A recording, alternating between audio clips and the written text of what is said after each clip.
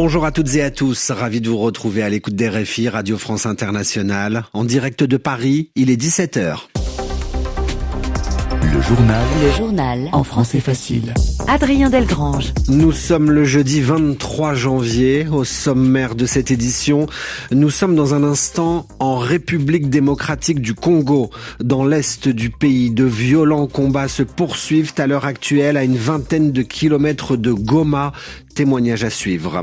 Reportage dans ce journal à Strasbourg, devant le Parlement européen, où des familles d'otages veulent faire pression sur l'Iran. Donald Trump s'exprime au Forum économique de Davos d'une minute à l'autre. Et puis nous parlerons basketball, du basket ce soir en France, avec de grandes équipes américaines qui se rencontrent ce soir à Paris. Des affrontements dans l'est de la RDC, la République démocratique du Congo. Des combats opposent l'armée congolaise au groupe armé du M23. Les forces armées congolaises et leurs alliés se battent contre des combattants du M23. Eux sont soutenus par l'armée rwandaise. Ces combats ont déjà provoqué d'importants mouvements de population. Et à Goma, les bruits des explosions au loin inquiètent, car des hommes armés du M23 sont désormais saqués à seulement une vingtaine de kilomètres à l'ouest de Goma à vol d'oiseau. Témoignage dans ce journal. Guillaume Thibault a pu joindre le vice-président de la société civile de Goma. Il nous décrit la situation. À l'ouest de la ville de Goma, à ce moment, ça ne va pas. Il y a 2 milliers de Congolais et des Congolaises qui sont en déplacement suite aux affrontements à Saké. Donc, toutes les écoles, d'abord de l'ouest de la ville de Goma, ont fermé. On a demandé aux écoliers et aux élèves de rentrer à la maison. Mais également, d'autres écoles sur toute l'étendue de la ville ont fermé. Ce qui veut dire qu'à ce moment, il n'y a pas d'élèves au niveau de l'école. Alors, la population reste malheureusement dans une situation de détresse parce que déjà les déplacés ne savent pas où se mettre, il n'y a pas de nourriture, il n'y a pas d'eau, il n'y a pas d'habitation, une forte pluie d'un côté, assez du soleil de l'autre côté. Bref, les enfants et les mamans sont en train de souffrir. La situation humanitaire reste très alarmante et nous demandons aux acteurs humanitaires ainsi qu'au gouvernement congolais de venir en aide à ces déplacés d'une manière urgente. Monsieur Mamlaka, le vice-président de la société civile de Goma, au téléphone avec Guillaume Thibault, et nous reviendrons sur cette situation dans nos prochaines éditions. L'actualité à présent au Proche-Orient, où des centaines de Palestiniens ont dû quitter aujourd'hui le camp de Jenin en Cisjordanie occupée, et ce, au 3e jour d'une opération militaire de l'armée israélienne contre des groupes armés, opération qui a fait au moins 12 morts. Des bulldozers, des avions, des véhicules militaires blindés sont utilisés par les soldats israéliens dans cette opération baptisée Mur de Fer, lancée 2 jours après le début d'un arrêt des combats dans la bande de Gaza entre Israël et le Hamas. Le Parlement européen condamne les répressions en Iran. Le Parlement européen demande aussi la libération immédiate de 4 otages européens détenus par le régime iranien. Une résolution d'urgence, autrement dit, un texte a été adopté aujourd'hui à une très large majorité par les eurodéputés. Mais dès hier soir, des proches des otages français ont été reçus par des eurodéputés.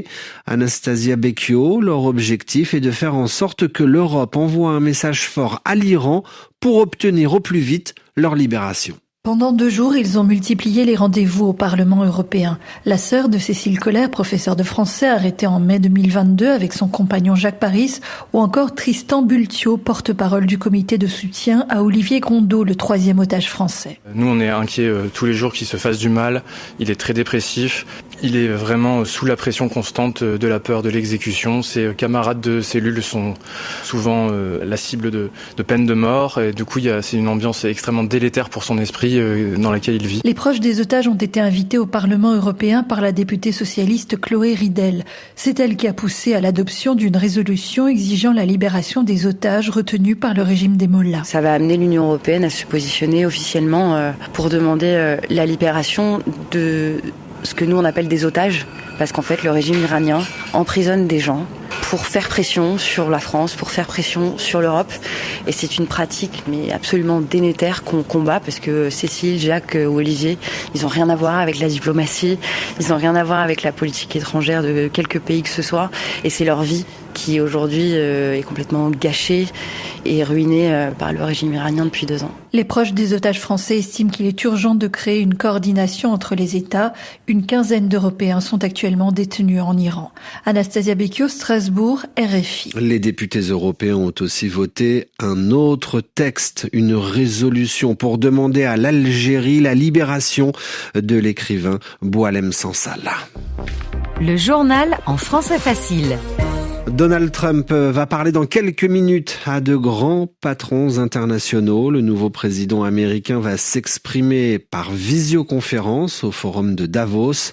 Le forum de Davos, réunion économique mondiale qui se déroule tous les ans en Suisse. L'Irlande a un nouveau Premier ministre. Le dirigeant centriste Michael Martin a été élu aujourd'hui chef du gouvernement par le Parlement. Il prendra la tête d'un gouvernement de coalition dominée par les 2 grands partis de centre-droit près de 2 mois après les élections législatives. Michael Martin, 64 ans, a déjà été le Premier ministre de l'Irlande entre 2020 et 2022. Le drapeau arc-en-ciel, symbole de la communauté LGBT+, flotte avec fierté en Thaïlande. C'est félicité aujourd'hui la première ministre Shinawatra. Le mariage entre personnes de même sexe est désormais autorisé dans ce pays. Cette loi sur l'égalité devant le mariage marque le début d'une grande prise de conscience de la société thaïlandaise sur la diversité des genres, précise la première ministre.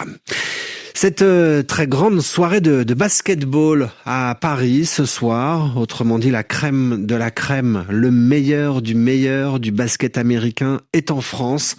Comme chaque année depuis 4 ans, la NBA, le championnat nord-américain, se déplace en France avec notamment des matchs comme des équipes des San Antonio Spurs ce soir, mais une autre attraction aussi attire notre attention, c'est bien sûr la présence du Français Victor Wembanyama, la star montante du basket international, devant ses supporters. Et pour cette occasion très particulière, celui qu'on appelle Wemby a envie de bien faire. C'est un reportage de Victor Misistrano. Il est apparu le visage un peu plus fermé que d'habitude à la veille de ce grand rendez-vous. J'ai l'air sérieux, c'est juste qu'on est après l'entraînement et que je suis fatigué. Mais je suis toujours concentré sur le match. Très concentré, Victor Wembanyama attend ce moment depuis de longs mois. Il veut marquer ces 2 matchs de son empreinte. Cette semaine, Wemby a tout de même profité de ce passage à Paris avec ses coéquipiers. Le meneur de jeu, Chris Paul. Dans le bus pour aller s'entraîner, Victor s'enthousiasmait de la beauté de la ville. Il est très cultivé. Il nous a expliqué quand le Louvre avait été construit et pourquoi. Et sans doute parce que je suis le plus vieux, j'ai apprécié. À 39 ans, le vétéran des Spurs en a vu d'autres. Il ne sera pas bouleversé par cette délocalisation. C'est sympa d'être ici, mais une fois l'entre-deux effectué, ce sera un match normal. Et par chance, on a Victor dans l'équipe, donc on devrait jouer à domicile. Un point de vue partagé par son adversaire des Pacers, l'ailier camerounais Pascal Siakam. Tout le monde va supporter les Spurs, donc pour nous, c'est un peu de motivation. L'essentiel, c'est juste de gagner les matchs. On a ce même focus là quand on joue, je sais pas où, dans une autre ville aux États-Unis, donc c'est la même chose. Un match classique pour tout le monde, ou presque, pas pour Victor Wembanyama, ni pour les 16 000 privilégiés qui seront dans les tribunes. Indiana Pacers ou San Antonio Spurs, ces 2 équipes vont se rencontrer dès ce soir à 19h, temps universel. À Paris, c'était Victor Misistrano. Et puis enfin, refermons ce journal avec ce cri du cœur venu de la présidente directrice du musée du Louvre, Laurence Descartes, qui tire la sonnette d'alarme car il y a des inondations, des infiltrations d'eau, des problèmes de température pour la conservation des œuvres du musée le plus grand au monde. La présidente directrice générale du Louvre espère désormais obtenir un soutien financier de l'État pour pouvoir préserver toutes ces œuvres. C'est la fin de ce journal que vous pouvez retrouver à tout moment sur françaisfacile.rfi.fr.